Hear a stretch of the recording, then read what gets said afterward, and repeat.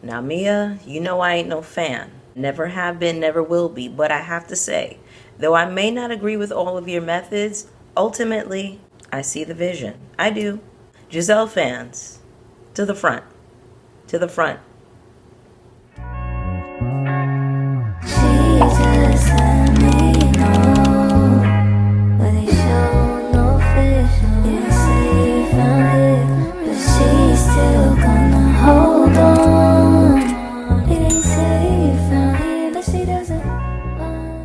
What's up, everybody? It's your girl Bonnie Scotch. Thank you so much for tuning into my video today. I wanted to bring you a review for Real Housewives of Potomac. This is season 9, episode 13. This is the first review of the new year, the first review of 2025. Welcome back to my channel. Listen, we made it to 2025, y'all. I'm a survivor. I'm a survivor. What? Oh, thank you. My God. So shout out to that. Go ahead and hit the like button for me before we get started. When you hit the like button, it's a free way to support my channel and let YouTube know that you're rocking with my commentary, and then that starts to shoot my content out to other viewers just like you, okay? So let's just go ahead and get right into it, shall we? So we start the episode with Mia and Jacqueline going through the motions of, essentially, in my opinion, pretending that they don't know where the children are. Now, at this time, at this stage in the game, I am not willing to suspend disbelief to go along with whatever story that Mia is concocting. I do not believe that these children are in any danger when they're with Gordon. I believe that if that were the truth, then this would be a different storyline for Mia entirely. So Mia is in the bathroom with Jacqueline. She's pretending to cry. There are no tears coming down her face. She's heaving. She's kind of like breathing heavy kind of thing. And it's like, okay. Oh my God. Girl, you are an actress and I love it, honey. You need an academy work. If you were that concerned about your kids, then you would have been packing your bags. But we didn't see her making a move to pack her bag.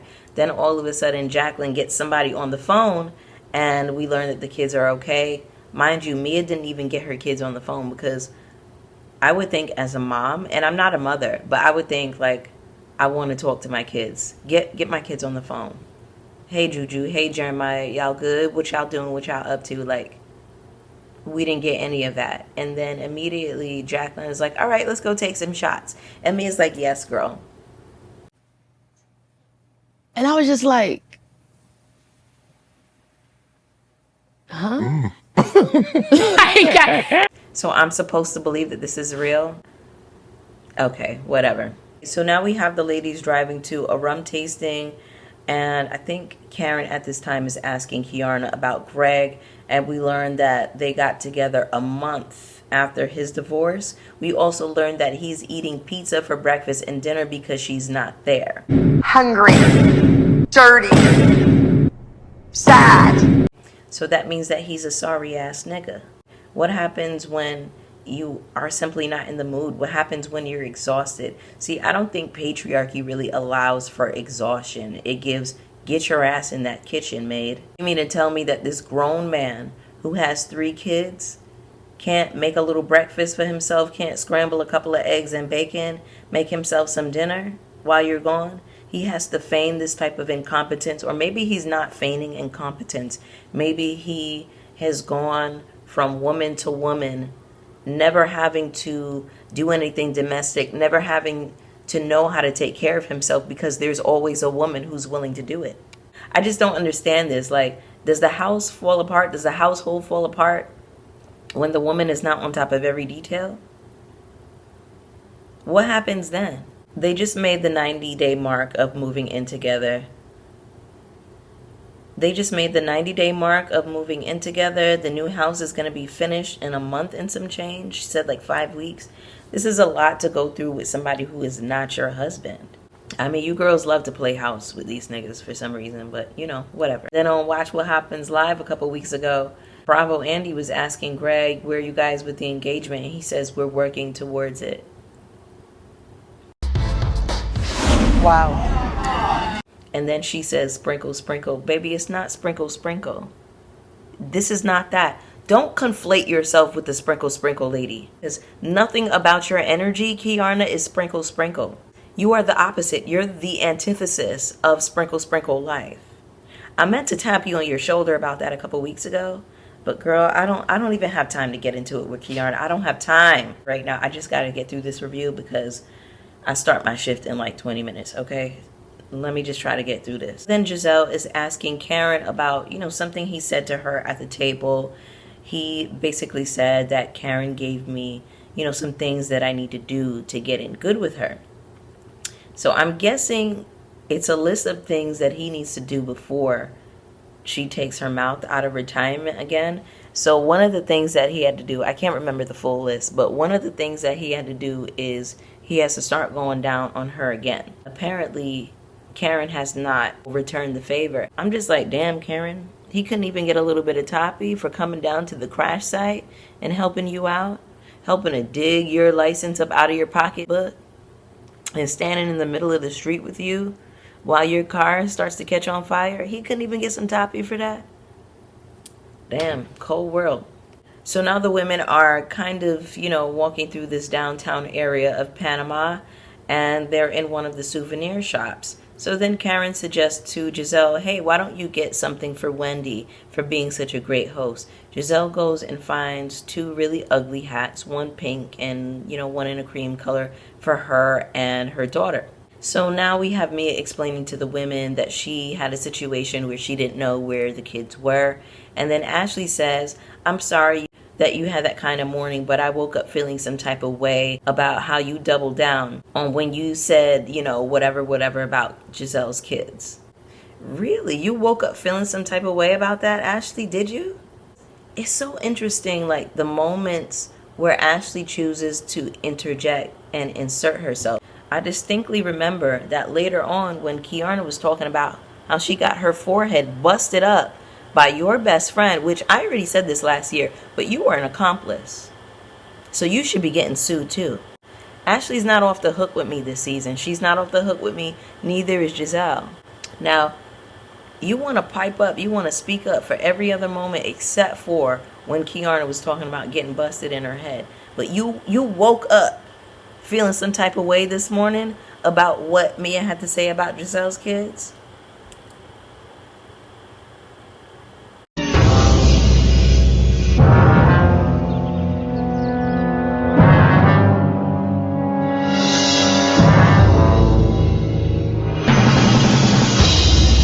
Girl. And so Ashley is saying, we don't know how to support you. And Mia is like, well, don't. Well, one has nothing to do with the other because you're the one who woke up feeling some type of way about the way she went after Giselle's kids. Giselle didn't even wake up feeling some type of way. If Giselle feels some type of way about what Mia said about her kids, she can come and voice her feelings to Mia.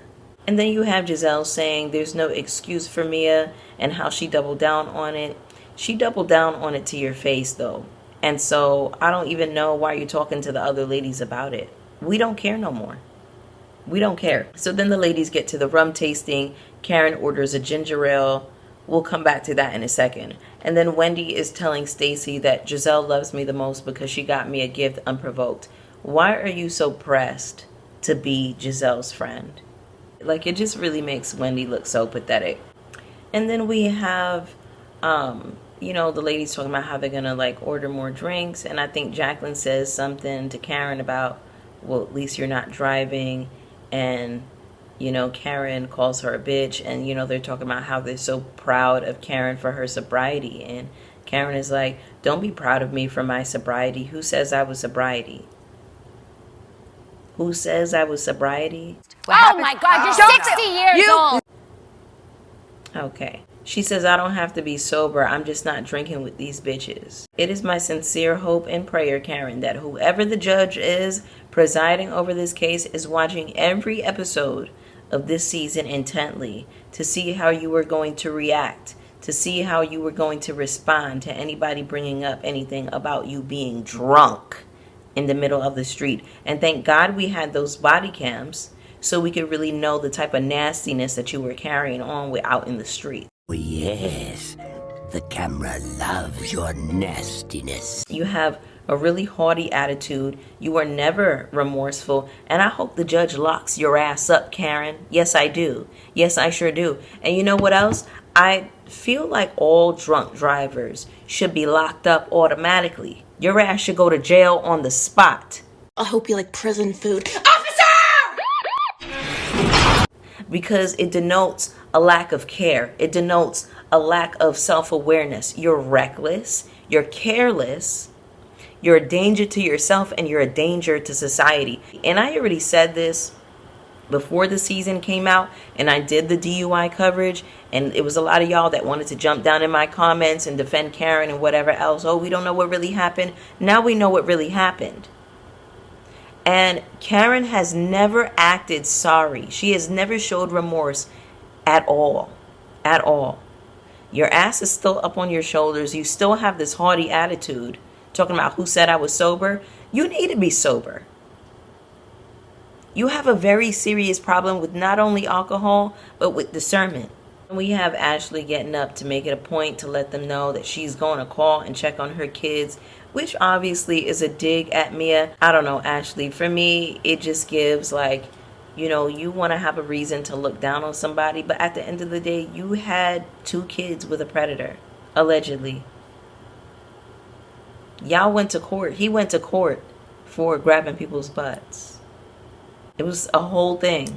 I don't know, Ashley just trying to like speak on anybody else's situation like she has the most ideal situation is just very wild to me. You know, but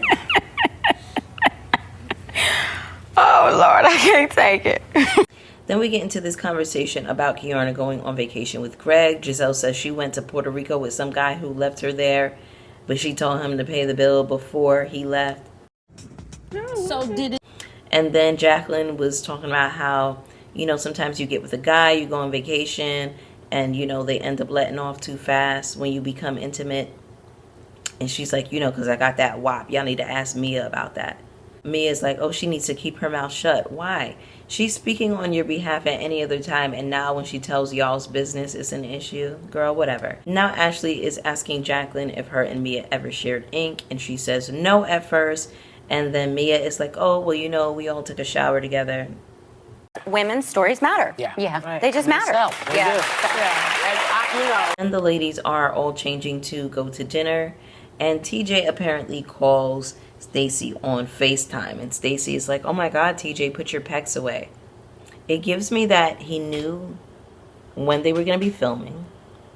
And he wanted to show his titties off on camera. He wanted to entice Bravo Andy once again. This is definitely fruity. TJ is a stunt queen. He wants to work every angle. He wants to work the cameras. I don't want to see it. So the ladies get to dinner and Stacy brings up Kay's court date. Kay is talking about the court date and how she's suing, and Giselle says, oh, is that still a thing? Why would it not still be a thing? Didn't that just happen last year, y'all? Am I bugging? Didn't it happen last year? She's still actively repairing the scar on her forehead. And then she's like, oh, is it civil? Is it criminal? Well, you know, for civil, you're not going to get any money, right? You know, she doesn't have any money. Giselle, who cares? And then I'm really curious as to why Giselle is ordering Karen's food. Like, they're an old couple. Why did that happen? Now, the wig on Karen's head is sitting pretty far back. So I'm wondering if this is the DUI wig. She had to do some major repair on that wig. But if it's the same wig, that's a good wig. Shout out to whoever made that wig. Then we get into this conversation about Mia having a rough morning because she didn't know where her kids were. And then she starts pretend crying with her mouth open. This is what Mia does. Let me show you how Mia cries. It's like this.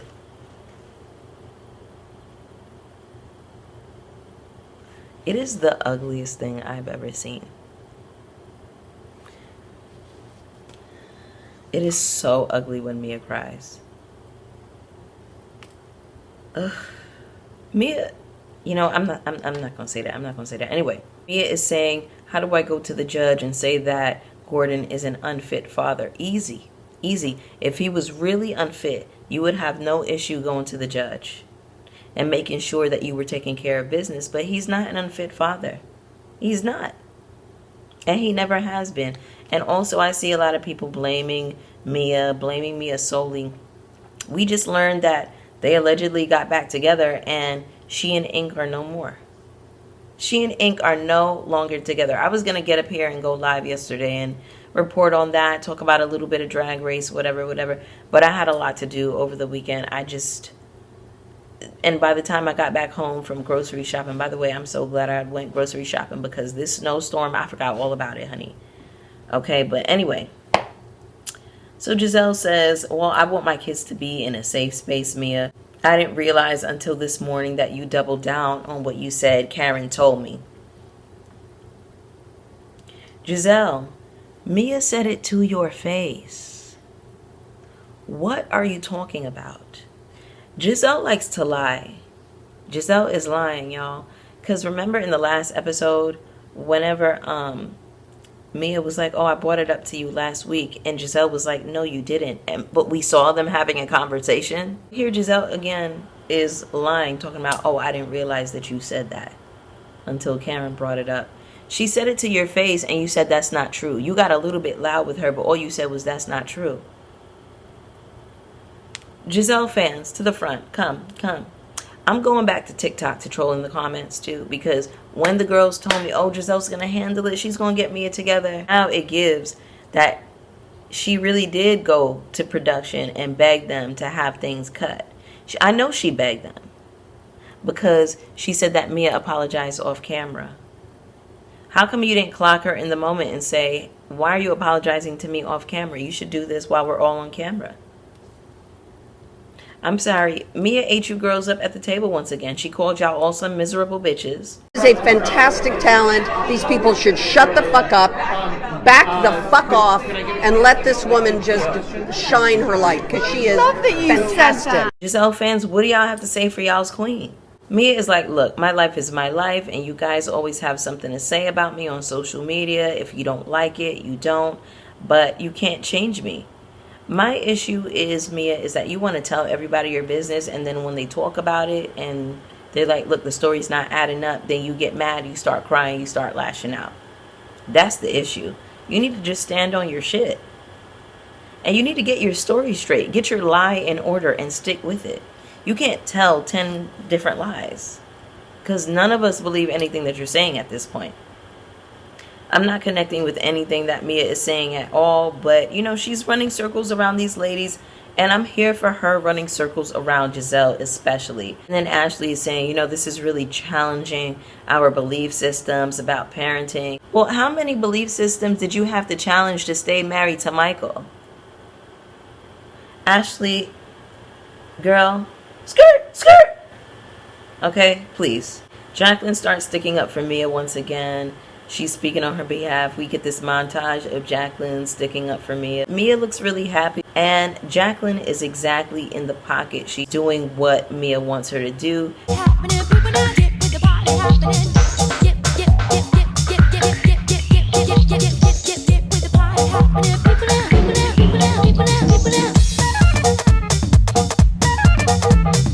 Giselle's like, no. Mia has done a lot. Yeah, Mia has done a lot. But everything that she has done up until she went after you were okay with it. Now that she's calling your daughter some hoes, all of a sudden it's a problem. But when she was throwing drinks in Wendy's face and slapping her in the head with her pocketbook, it was all good. But anyway, y'all, that was the episode. I thought that this was an okay episode. I thought it was better than past episodes that we've been getting. But get down in the comments. Let me know how you felt about it. You already know that I want to hear from you. The subscribe button if you haven't already. Hit the like button on your way out. Hit the notification bell so you know when I'm posting. And I will see y'all for the next one. Peace. Come on. It's me, Al Grande. Or call me Papi Chulito. Yo tengo mucho loving for you mommies if you legal. For honeys, nothing equal to the way I tap that spot. Get your cat hot. Guess what? You hit the jackpot. Candlelight dinners for you winners. See, I'm like Don Juan. Beat me, sweetie. I get in ya. Sugar, I'ma put you in a beautiful